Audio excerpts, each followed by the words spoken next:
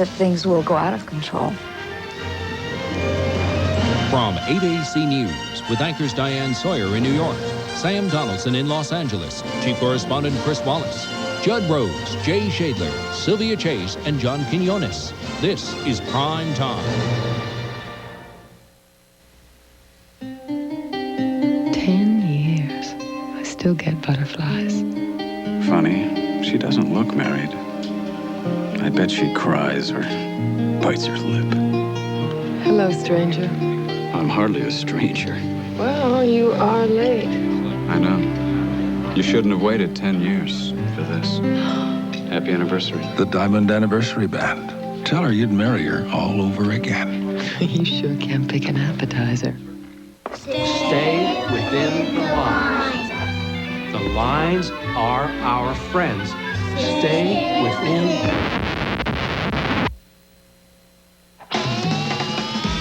Stay within the lines. The lines are our friends. Introducing the world's first V6 crayon. Are you listening? The Isuzu Rodeo, built to go way outside the lines.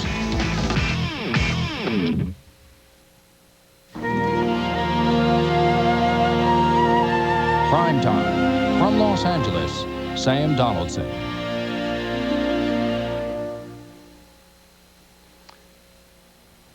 Good evening. This is a city that in some sections is literally in flames tonight. The burning and looting that began yesterday in the wake of the not guilty verdicts and the trial of 4 policemen accused of beating motorist Rodney King unlawfully is continuing today. Those are live pictures that you're looking at now. Over 1,000 fires have been reported in the last 2 days. The acceleration of the number of fires is picking up this evening. Looting is widespread. And here are the statistics of this violence that's gone on for this length of time. There are 14 deaths that are now confirmed, more suspected. There are 450 injured at least. There are more than 300 people who have been arrested. And it's not over yet. This evening it's picking up. Let's go now to ABC's Tom Foreman, who's down in one of the trouble spots, which is down near the Harbor Freeway, USC, in the central part of the city. Tom, are you there? I'm here. I'm right behind a Sears store where just a matter of seconds ago, about a half block away, we heard what sounded like a shot where police were trying to break up a crowd of looters. They've been pouring out literally by the hundreds from the back of the Sears store with televisions, whole racks of clothing.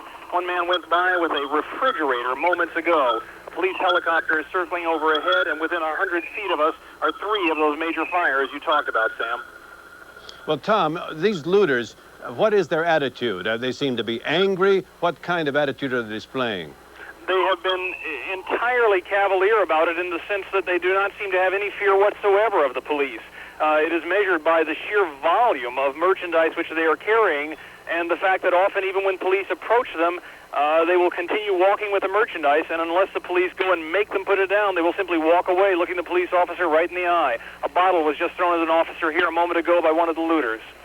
Well, thanks very much, Tom Foreman. The police, of course, are mobilized. The sheriff's office has mobilized all of their resources. Some 2,000 National Guardsmen were called up earlier today, and 2,000 more are about to take the streets or have taken the streets in the last 2 or 3 hours here in Los Angeles by order of the governor. Brian Rooney, ABC's Brian Rooney, is out there, I think in Beverly Hills. Brian, is that where you are? Not quite in Beverly Hills, Sam. I think I am about 2 blocks east of the border of Beverly Hills, but already there are Beverly Hills Fire Department and police officers responding to some incidents. We came about a half an hour ago to a fire that was burning uncontrolled, and people in the neighborhood were trying to put it out. They are evacuating from their apartments, and just a few minutes ago, the fire department arrived, and they're trying to knock it down. But even as we look at this, there are several other what appear to be uncontrolled fires just burning to the east of us, Sam. I've seen 15 fires as I've traveled westward through the city. La Cienega Boulevard, for those people who know Los Angeles at all, seems to be the western edge of the troubles, but it is creeping northward toward the Hollywood Hills, I would say, to within a mile and a half of the Hollywood Hills, Sam. Well, Brian, is it clear to you that the fire department is simply overwhelmed? They don't have the units to respond to all of these fires. Fire department's overwhelmed, so are the police. We stood with police officers several hundred feet from a store that was being looted, and the police officer said there's just not enough of them to engage with it and do anything about it. Thanks so very much, Brian Rooney. Let's go to Sylvia Chase now of Primetime Live, who is at the police command headquarters in downtown. Sylvia, what's the story there? The story is that the deputy fire chief of Los Angeles says his plan for tonight is to survive. To give you some idea of the scope, they have 20 fires burning right now between here and downtown Los Angeles. 8 of those are what are called greater alarm fires, which the deputy chief says would constitute an emergency on a normal day, a real emergency. The police are going out with all of the fire units tonight, but the whole thing is a big question, what kind of a night it will be. Indeed. Thanks very much, Sylvia Chase. So far, the night is not a very good one. More fires are being set. There's a dusk to dawn curfew that's being put into effect tonight in an effort to try to see if the violence and the fires and the looting can be contained. Well, all this came after the acquittals in the Rodney King case, and many people, not only here in Los Angeles, but across the country, were shocked by the verdict. How, when the videotape of the beating was so clear, could the jury have come up with its not guilty verdicts? Well, it turns out that videotape evidence has often failed to convince juries when it's the police who are on trial. If a picture speaks 1,000 words, this videotape seemed to speak volumes. At the time, it seemed to be almost incontrovertible proof that excessive force was used to subdue Rodney King.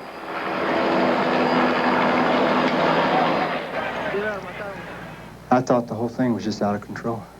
Later, one of the policemen who was there even testified that he too thought other officers used excessive force the night this videotape was taken. I'm saying there was too much force used. I said it from the beginning and I say it now. But to the jury, the videotape carried a much different message. It was impossible for just viewing a film that in itself was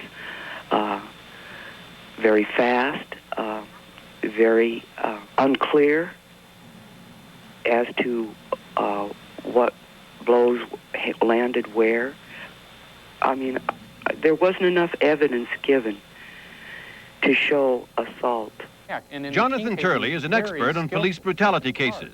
He says the outcome of this case was the rule, not the exception. That even with the presence of a tape, you're talking about God's gift to a defense attorney. A police officer in a uniform is as good as you can get absent Mother Teresa as a client. And it is very difficult to convict. Turley says what looks obvious on television can be turned around in the courtroom by skillful defense lawyers, and that videotaped evidence can lull prosecutors into a false sense of security. Even with the presence of a tape, if that jury member is thinking what I would have done in this case, you're well on your way to an acquittal. Usually, video or photographic evidence is a powerful courtroom tool. In 1976, prosecutors used these shots of Patty Hearst to persuade a jury she was no longer a kidnapping victim, but a dangerous terrorist. She was sentenced to 7 years. Now, home video is becoming a major factor in all kinds of criminal cases. This is him right here. Skip Bailey, who lives in a drug-infested neighborhood in Dallas, started making videotapes of drug deals from his house to give police the ammunition they needed to get convictions. The results? More than 200 arrests. Criminals have even convicted themselves by recording their exploits on videotape. This gang in Washington, D.C. used a stolen video camera to make home movies of a mugging rampage. Out of one punch, knocked the man out. The video was used to convict them at trial.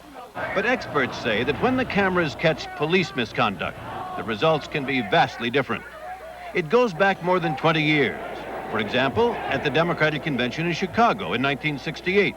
In the Chicago Convention cases, you had bystanders surrounding this. I mean, cops were conducting egregious conduct in front of newspaper reporters, in front of other bystanders, and juries still didn't find them guilty. A few years ago, in New York City's Tompkins Square Park, amateur video appeared to record a clear instance of police abuse. In the Tompkins Square Park situation, where we had hours of videotape, the sad ending of that tragedy is that not a single police officer was convicted in a criminal court. And in Long Beach, California, a news crew recorded this police officer shoving black activist Don Jackson through a plate glass window. The charges were dismissed after the jury deadlocked. Even though the video is showing the cop taking the law into his own hands, the jury is on another level. And their level is, I want you to protect us, we'll defend and protect you. And so they vote for a not guilty verdict. Expert Jonathan Turley showed us how it was done in the Rodney King trial. Now remember, the prosecution used this as their linchpin. If this film was destroyed by the defense, they had no case whatsoever. And the first attack was at the beginning of the tape. Turley said the prosecution scored its first points by persuading the jury from the beginning they weren't seeing everything. The door is already open, the two other individuals are missing, and the defense position was that this whole episode began and was instigated by Mr. King, and that is not on the tape. Turley says the defense also made a smart decision to argue their case not with the video itself, but with frozen images taken from the videotape. Now again, the defense hammered away at this. The blows only occurred when King rose up again. Now stop right there. Now once again, we have King rising. Now you see what the defense has to do here. If you focus the jury's attention on those frames alone, they seem to strongly support the defense argument. Now, as I froze in the frames here, as I focused the jury's attention on this, you begin to ask yourself, well, why is he moving like that? Why doesn't he just lay down? Why is he moving away from the officers so that they can't control him? But when you freeze on a frame and the jury accepts your overriding theory of the case, this film becomes a defense item rather than a prosecution item. Turley says there was one more factor that weighed heavily for the defense when it came to the videotaped evidence. The public didn't sit with the jury and watch this videotape dozens of times during the trial. Each time, frames were frozen, diagrams were built off the frames. They probably saw this 100 times before they reached their decision. That has a desensitizing effect. Turning around that key videotape evidence, making it lose its impact, was exactly what the defense focused on during the trial. One of the things about this tape that you will realize as the case goes forward is that there's a lot of things that you don't see at first when you look at the tape. And there's a lot of things that you see only after examination. And the defense also argued successfully that what the jury saw through the eye of the camera was not what the officers witnessed on the scene. Statement, I described the video as something of an illusion. I told you that it was, in spite of its stark, apparent reality, it was deceptive. And I pointed out that it was taken from 175 feet away, not right up close. In fact, a recent study showed that policemen are almost never penalized for brutality cases.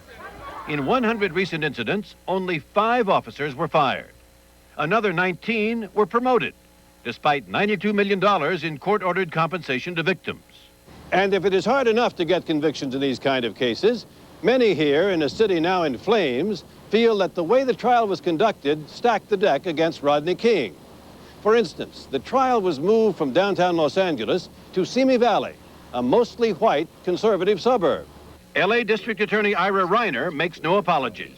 We may have resisted that, but those are the cards that we were dealt. And we have an obligation to try the case in that county before that jury and accept their judgment. After they picked a new trial site, they impaneled a jury of 1 Asian American, 1 Hispanic, and 10 whites. No blacks. We profoundly disagree with it, but we also accept it because that's what the system is. But for many here, this case personifies a system they see as corrupt and unjust. This is live. We don't see this very often. Okay, this is unprecedented. And today, after new threats of violence, the DA's office itself was evacuated. Oh, look at that.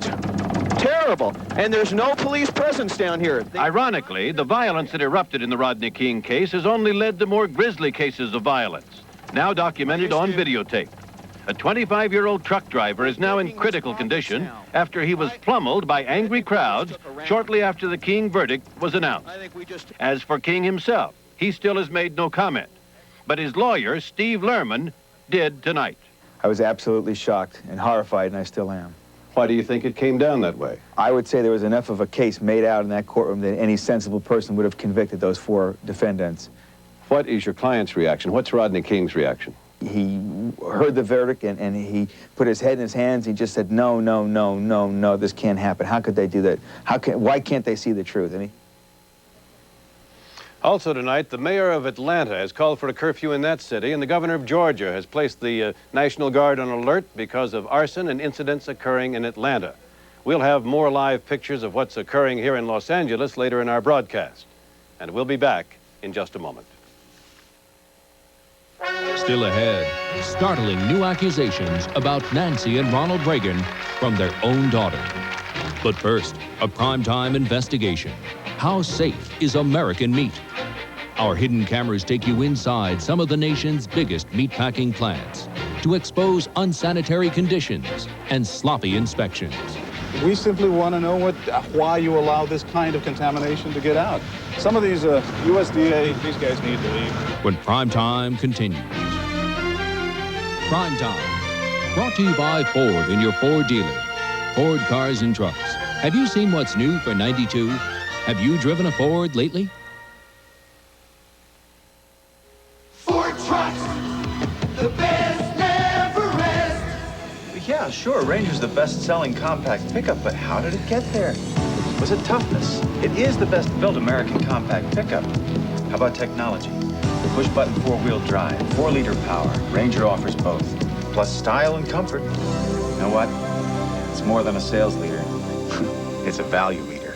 More people are driving the best-built, best-selling American trucks than ever before.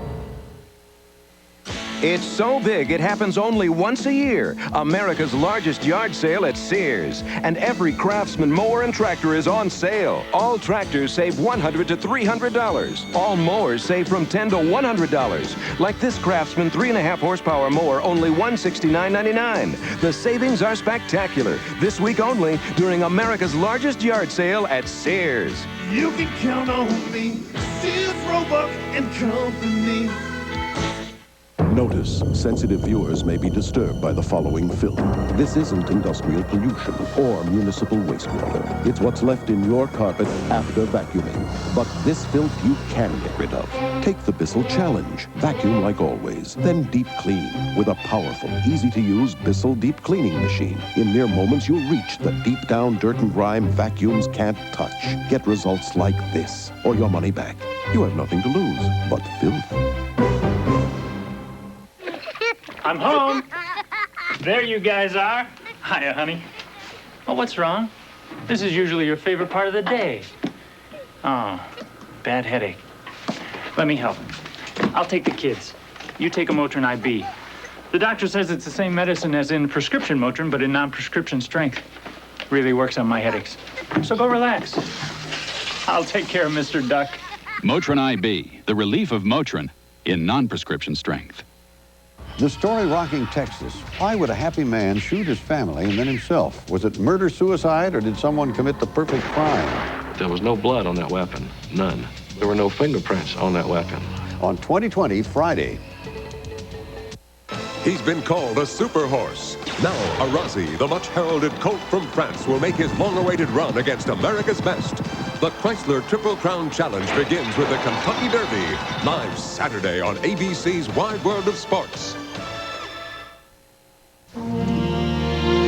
Primetime continues. Now from New York, Diane Sawyer. And now we bring you the results of a 4-month undercover investigation that took Primetime into meat packing plants across the country. We know what you're thinking right now, but we want to assure you of something right away. You don't have to close your eyes during this story. We're going to bring you information and not a lot of gore. Americans love meat. We consume nearly 1/4 of all the beef produced in the world, from summer barbecues to Big Macs. We heard, however, that in the race to keep up with all that consumption, some of the meat was going uninspected at the plants. So John Quinones took Primetime's hidden cameras to find out what is getting past the inspectors and onto your table.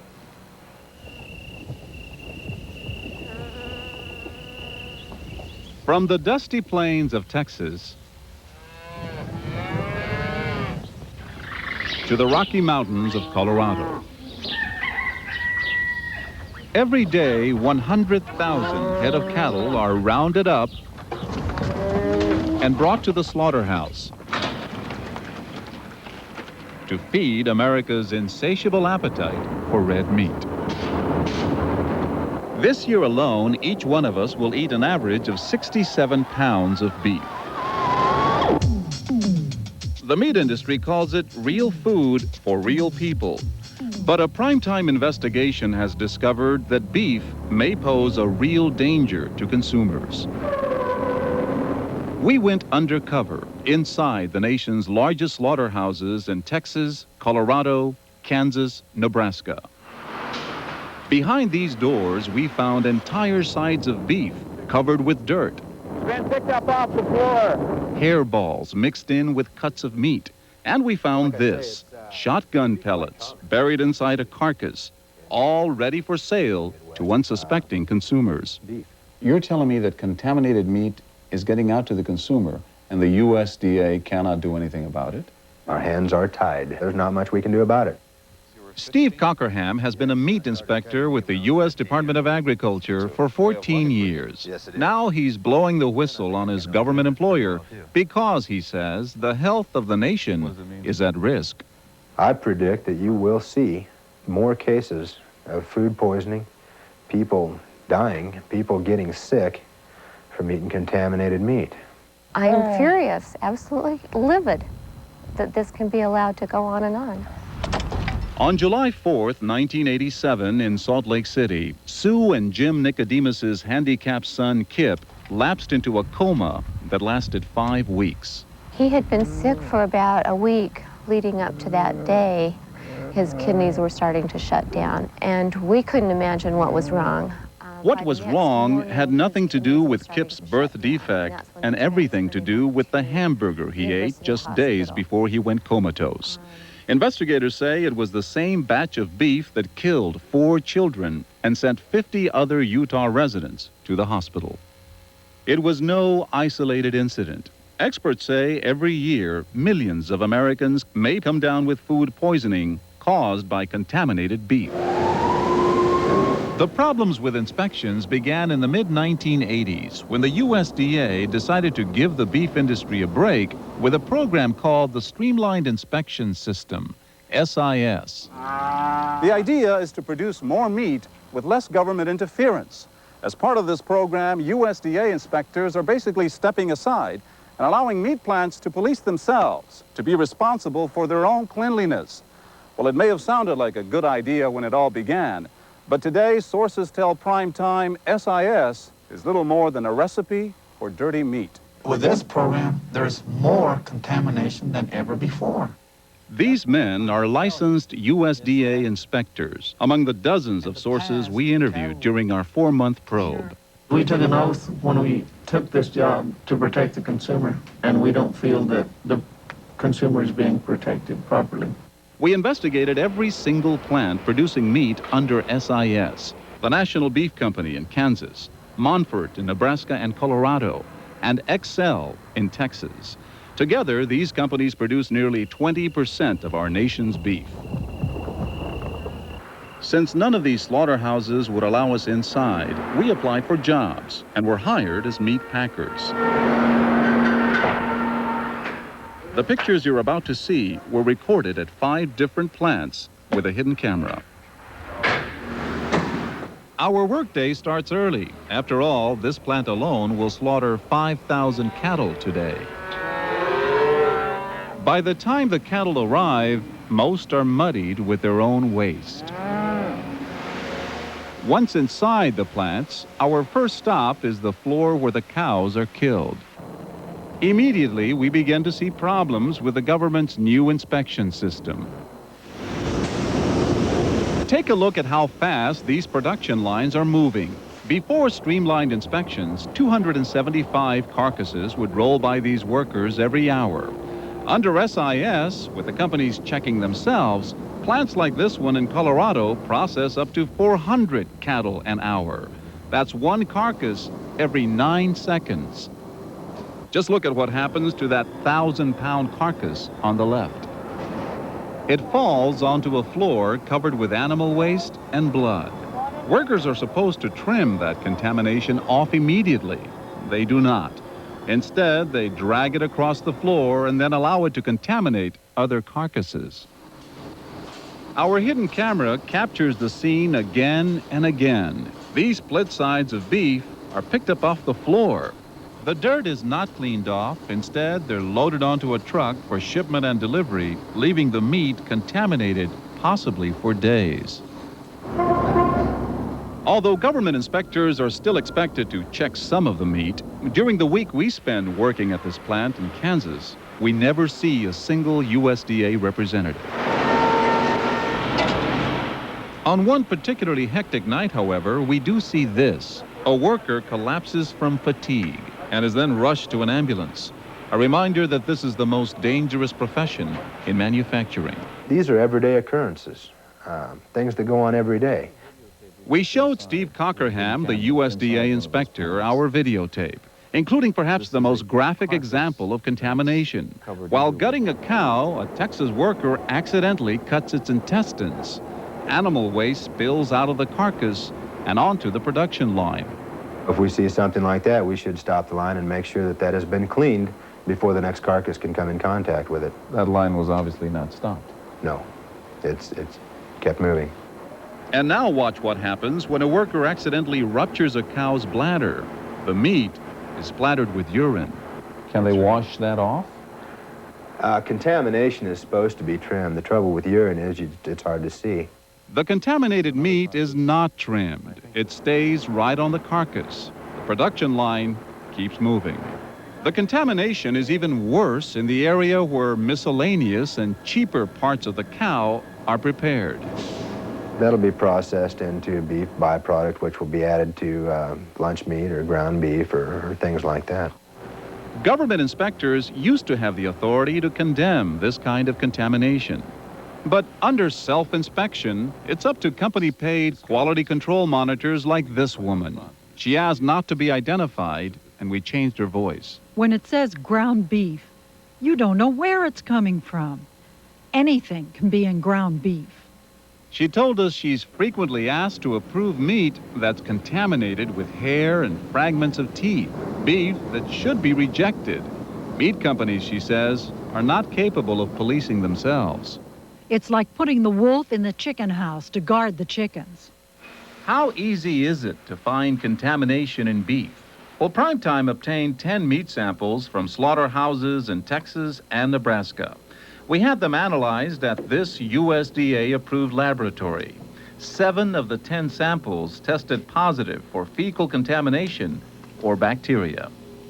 In the most severe cases, scientists say bacterial contamination can cause anything from blood infections to kidney failure to spontaneous abortions in pregnant women. Dr. Glenn Morris, an expert on food poisoning, says under today's inspections, consumers have little protection against this kind of contamination. They might find out 2 weeks later that a particular batch of beef was contaminated with salmonella. But by that time, that beef is shipped, gone, off to the consumers in supermarkets. But contamination is not always buried in microscopic bacteria. Remember the shotgun pellets? They were found in a piece of round steak that had been inspected and approved by company monitors. This is something that we used to watch for that we can't watch for now under the new program. We tried to interview a number of plant officials, but the National Beef Company never returned our calls. Montford refused to show us their slaughterhouse. So we went to the XL plant in Friona, Texas, and caught up with plant manager Terry Wilkerson. Mr. Wilkerson, hi. I'm John Quinones from Primetime Live. We have some videotape taken inside your plant that we'd like to show you. We have pictures of cow feces, urine spilled into carcasses, meat that is not cut off or trimmed off, but sent out for shipment. I understand that, and I appreciate what you've done, but I can't, I've been instructed what I'm supposed to do, too. We simply want to know why you allow this kind of contamination to get out. Some of these USDA... These guys need to leave. Okay. Okay. Y'all have to leave, talk... guys. What? You have to leave. You have to leave. We're confident, John, that we have the safest food supply in the world. We're confident that we're doing a good job. Dr. Russell Cross is the man in charge of all meat safety and inspection for the U.S. government. We showed him our videotape taken inside the plants. This is one of the carcasses going through, and that's feces that's being washed off. Another carcass comes along, as you can see, and this is what your inspectors call cross-contamination, isn't it? Mm-hmm. We found fecal matter in 3 of our samples. You're telling me the meat is safe? Would you feed it to your family? I won't sit here and tell you that fecal matter in meat is safe, no. How much fecal matter is allowable on our meat? I'm not really sure. We have a... How much hair? Don't have the answer to that. How much fragments of teeth? Don't know.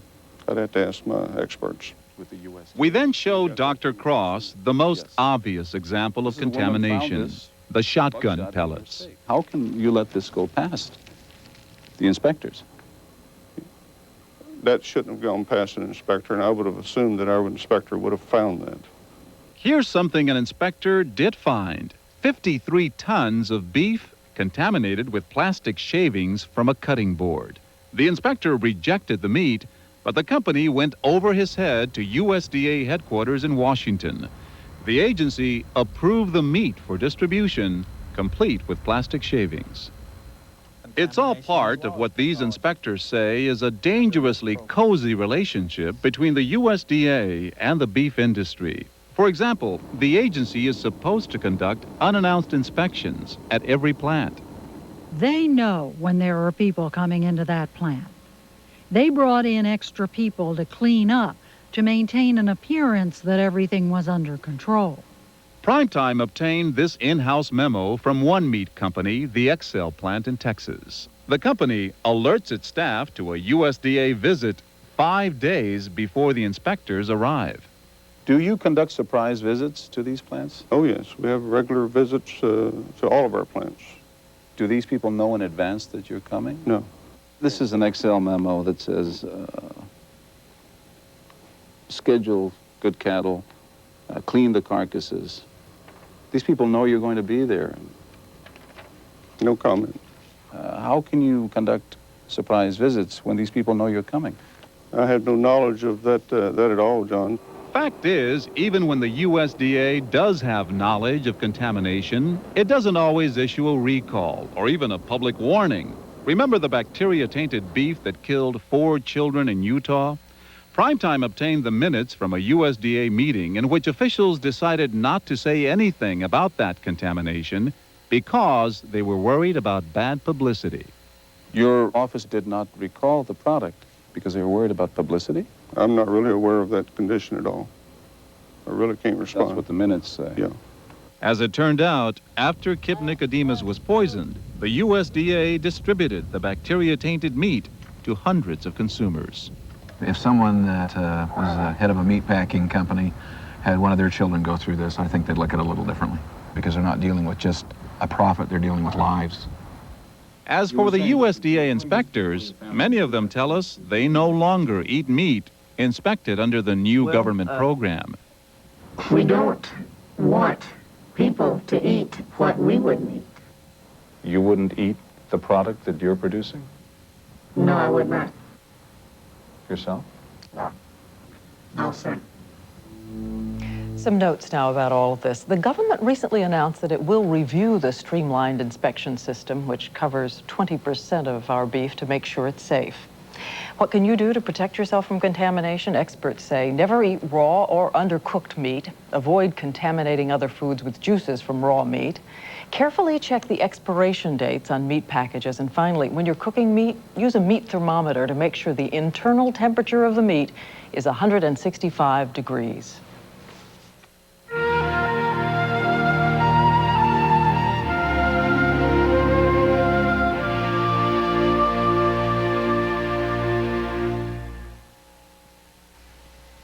Saturday. I gotta come up with an act for the talent show. Ooh, so we sold it.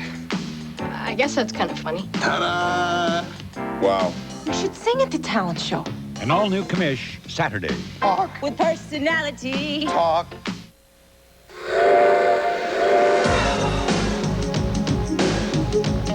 Beer drinkers across America are discovering that the lunch hour now begins at 12 o'clock sharps. Miller Sharps. Brewed like a beer, but without all the alcohol. Imagine that. The crisp, refreshing taste of beer anytime, including chow time.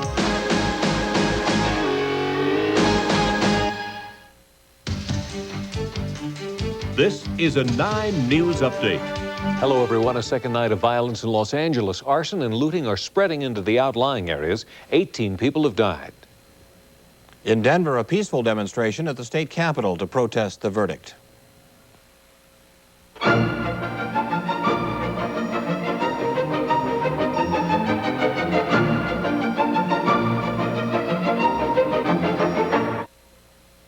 We'll have a full report on the situation in Los Angeles on 9 News at 10.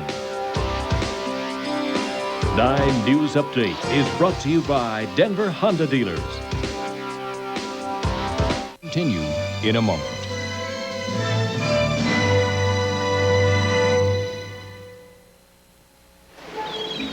Ooh, that lobster's calling my name. I've never tasted such delicious food. Wait, you brought your own dressing? With this gourmet buffet? Wait till you taste it. It's new. Kraft-free peppercorn ranch. Fat-free, cholesterol-free. That tastes good. Trust me. New Kraft-free peppercorn ranch non-fat dressing. Mmm, spicy. Peppery. If it tastes too good to be fat-free, it's Kraft-free. Look, there's Flipper. Where? Oh, give me that. If you've looked at the high prices of luxury sports sedans, you're no doubt thinking maybe I should lower my expectations. Well, considering the Nissan Maxima SE has more power than a BMW 525i and more room than a Mercedes-Benz 300e, yet you pay thousands less than either of them, maybe you should keep your expectations high and just lower your payments. See your Nissan dealer for details, because right now you can lease a Maxima for as little as $279 a month. You'll unlock some exciting changes at the JCPenney luggage sale. We've lowered this protocol carry-on to $89.99 and this 20-inch satchel to $69.99. You'll save on all our travel bags, whether it's a single piece of Jaguar Capri or a complete set of Samsonite. The JCPenney luggage sale. Hurry, or there won't be. JCPenney. Zip. Sunday's got... Movies that make you go, You've got to come back with me. Where? Back to the future. A network television premiere. Things that make you go, Unbelievable. Michael J. Fox and Christopher Lloyd, Back to the Future 2, Sunday. Monday, Sybil Shepherd is back. You have to sit that way? She's Detective Stormy Weathers. Only strippers are called Stormy. The hoods are hot on her heels, and her boss wants everything else. Stormy Weathers, Monday. Patty Davis, the 39-year-old daughter of former President and Mrs. Reagan, has long been estranged from her parents. The fact that she had an unhappy childhood and blames her parents for much of the problem is not news. But now in a new book, an autobiography, Patty Davis has come forward with details that may shock people. Details about the way she was treated by her mother and her father, and details about herself. We talked to her about it all, and here is her story.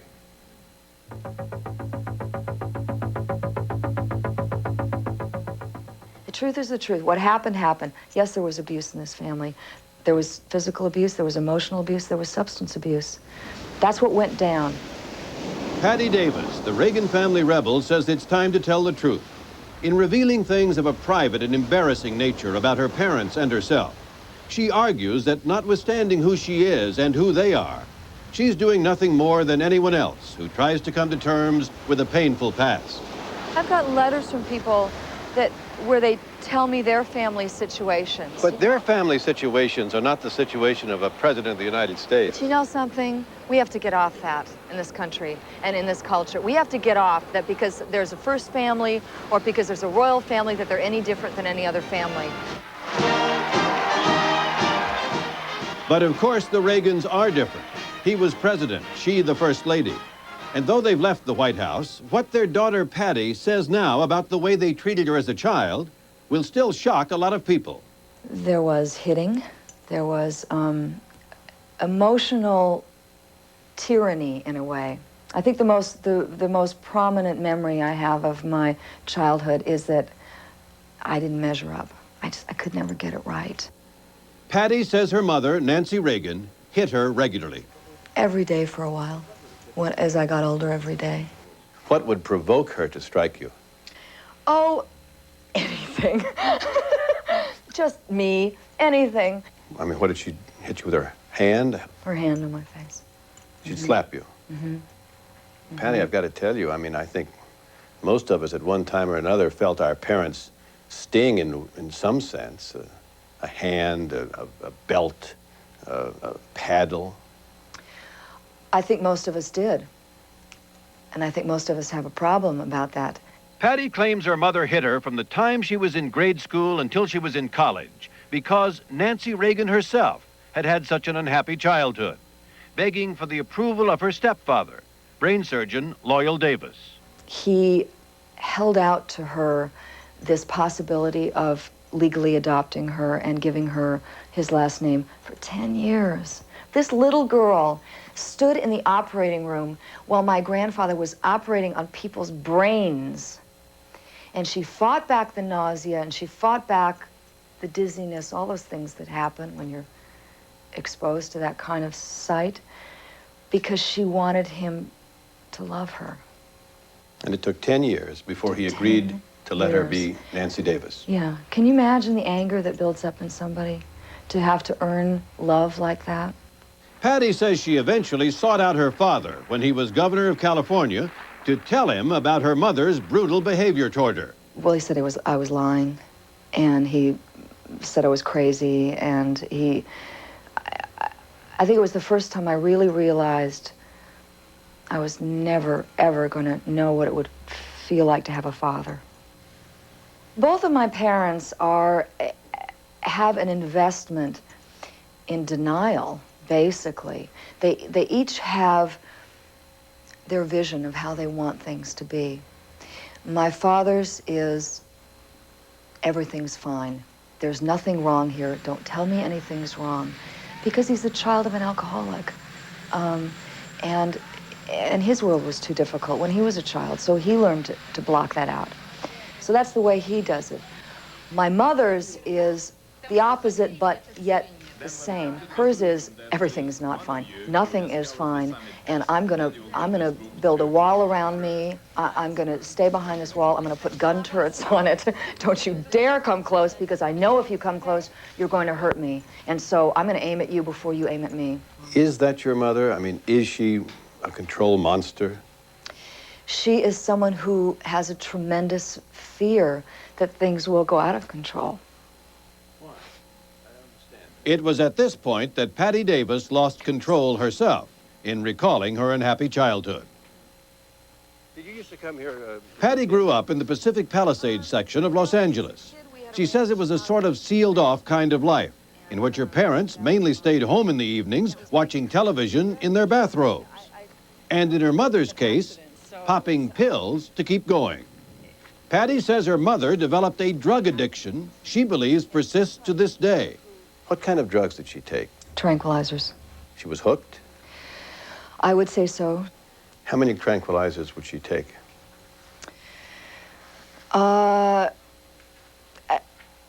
Pretty consistently through the day, I would say.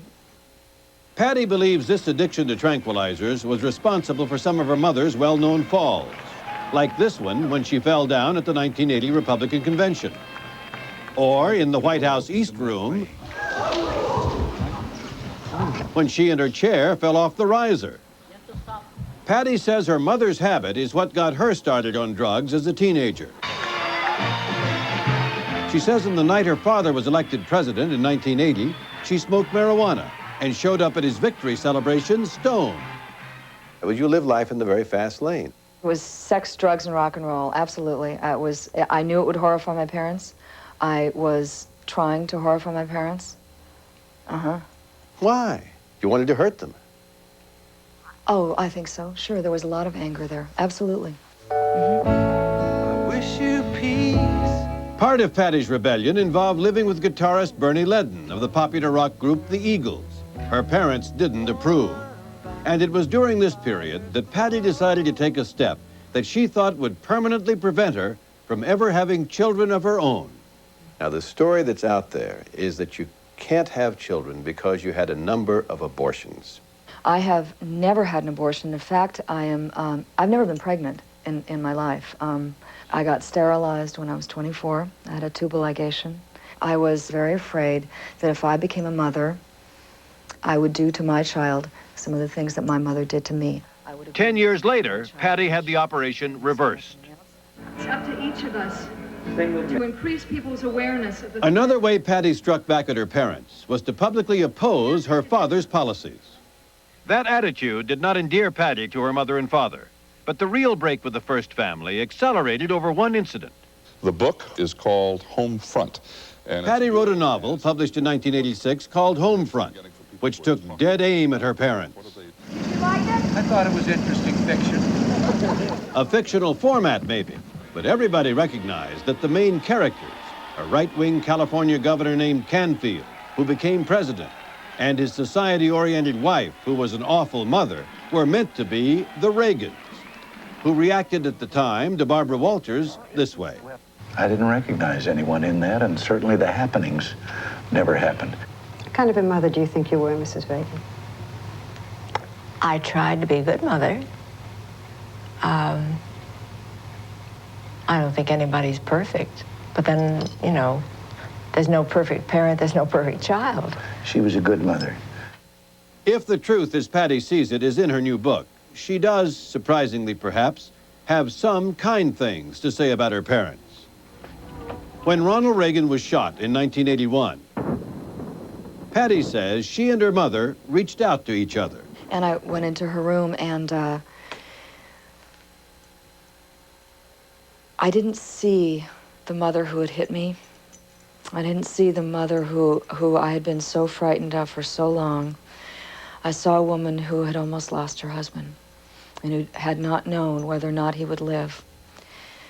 And she slept with his shirt. She told me that she came back from the hospital that night and she took one of his shirts and she slept with it. And I remember that moment, sitting on the bed with her and hearing her tell me that.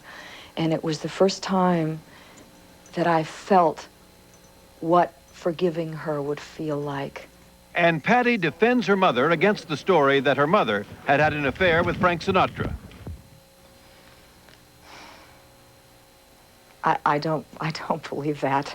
You know, they are friends, they've been friends for many years, but I don't believe anything went on between them. My parents are so in love with each other. It is inconceivable to me that either one of them could be with anybody else. How long have you lived here, Patty? About 4 years. Patty Davis lives alone these days in a modest house in Santa Monica, estranged from her family. The last time she saw her mother was in 1989. The last time she saw her father was last year at his Century City office. My father wanted to know what went wrong with the family, which is a big question. He pointed to the supposed happiness of our family is, as you might imagine, recorded in photographs when we got it up for the camera. So when he'd say, look at this picture, we were once a loving family, what went wrong? I've tried to be diplomatic, I guess. But you see, I don't really want him to recognize the depths of the unhappiness in our family. Because my father has been in denial for so long. I have a problem with crashing through that. If Patty wants to spare her father the looking glass, she's going about it in a strange way. She's written 4 books now embarrassing to the Reagan family or critical of Reagan administration policies. And many people will see her autobiography as simply another pathetic attempt to exploit her famous parents. What kind of advance did you get? $500,000? I'm not allowed to talk about that, but a big one. It was significant. It was significant. There are people out there who will say, Patty Davis wrote this book to cash in, to make money. I had 2 elections that I could have tried to sabotage by putting out an angry autobiography at election time. We were talking about something very different. We were talking about a truthful story of this family. And this is going to embarrass them terribly. But it shouldn't. I don't think that Why it should. not? You talk about your mother striking you repeatedly. You talk about the stories of denial, your father being remote and distant, not giving you love. But you know what I also reveal? I reveal people who had children who they intended to love. They intended to do everything right. And they got off track, and they got pulled off track by their own childhoods, and they did the best they knew how. But Patty, for some people, what you have done is strip away the curtain from the Wizard of Oz. That's exactly what I've done. Patty says she's forgiven her father and mother for the treatment she complains about in this book. But when asked about patching things up, listen to what she has to say. Would you like to have a relationship with them again? The saddest thing about this family is that we don't know how to have a relationship. Well, try. If your mother and father are watching this tonight, say something to them. My parents and I could be in each other's presence if we avoided the subjects of politics, religion, spirituality, morality. Now, that doesn't mean that I don't love them, and it doesn't mean that they don't love me. It might mean we shouldn't have lunch.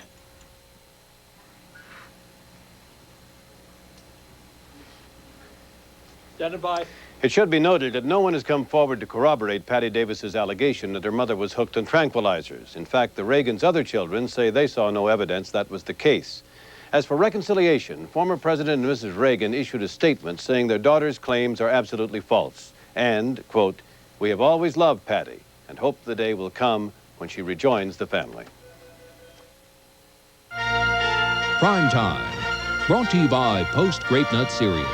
With a nutty taste and a hearty crunch, breakfast with grape nuts helps keep you going strong all morning long. It's happening now. You're going to feel great all morning. Grape Nuts, try it for a week. I've been eating grape nuts and I feel great. Try Grape Nuts, the fat-free natural energy source. See how good you feel. Breakfast with grape nuts is a great way to help keep us all going. And you know, it's really delicious. Try it. I like that it's fat-free and I love the taste. Try it. Breakfast with grape nuts helps keep me going all morning. Does your cereal do that? Post Grape Nut Cereal, try it for a week. This is the week to do it. You don't want to get bogged down in revolving debt on bank cards. All that outrageous interest. This is not for you. You know how to get out of that trap. The American Express card. Don't leave home without it. Each year, corporate America spends over $10 billion on overnight shipping. Yet, according to a report in the Wall Street Journal, $3 billion of that is wasted. If you find that kind of inefficiency alarming, call UPS. We can save you up to 40% on overnight deliveries and help prevent your profits from going up in smoke. UPS. We run the tightest ship in the shipping business. Have you had your V8 today? Did you know that V8 juice has fewer calories than that orange and 100% of the daily allowance of vitamin C? Wow.